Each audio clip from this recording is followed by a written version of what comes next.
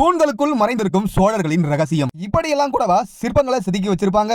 நீங்க பாக்குற இந்த தூண் சாதாரண தூணே கிடையாதுங்க. இந்த தூணை யாழி தூண் அப்படின்னு சொல்லுவாங்க. இந்த யாழி தூண்லயே பாத்தீங்கன்னா 4 வெவ்வேறு விதமான விலங்குகளை ஒரு சேர்த்து ஒரு யாழியோட உருவத்தை செதுக்கி வச்சிருப்பாங்க. இந்த யாழியை கஜ யாழி அப்படின்னு சொல்லுவாங்க. இந்த கஜ யாழிக்குள்ளார சோழர்களுடைய ஒரு ரகசியம் மறைஞ்சிருக்கு. முதல்ல இந்த சிற்பம் எங்க இருக்கு அப்படின்னா கும்பகோணத்துல இருக்க தாராசுரம் ஐராவதீஸ்வரர் சிவன் கோயில தான் இருக்கு. இந்த சிவன் கோயில்ல ராஜகம்பீரன் மண்டபம் அப்படின்னு சொல்லிட்டு ஒரு மண்டபம் இருக்கு. அந்த மண்டபத்துல தான் இந்த வித்தியாசமான தூண் இருக்கு.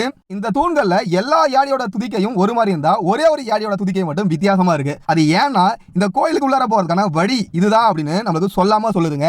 அதே போல இந்த யாழியோட பின்புறத்தை நீங்க கவனிச்சு பாத்தீங்கன்னா தெரியும்.